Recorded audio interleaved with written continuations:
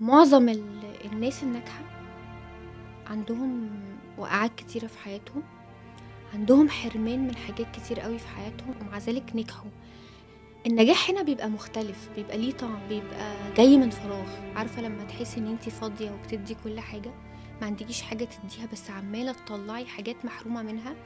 هنا لما بيجي يعني يتنسب لك النجاح، اول كلمة الناس بتقولها: انت ازاي طلعت كده؟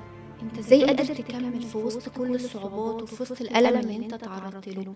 فالنجاح هنا بيبقى حلو، ليه طعم، بيوجع ورحلته كلها مليانة حرمان ومليانة ألم.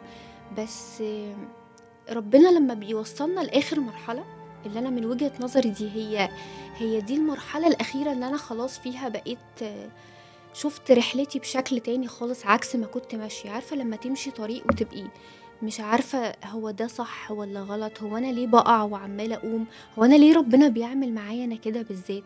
لما بوصل للنهاية بعد ما أكون وصلت المرحلة، ربنا بيحاول يقولي ما تحتاجيش لده، ما تعمليش ده، أنا محتاجك في الحتة دي. لما بوصل للحتة دي بحس إن لا، حلو اللي اتعمل معايا، يعني حلو الوجع اللي أنا اتوجعته.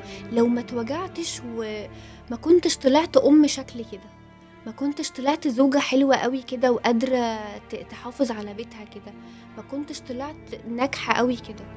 فعمر السهل وكل حاجة سهلة ما بتحسش بطعمها حتى لو وصلت للنجاح فيها.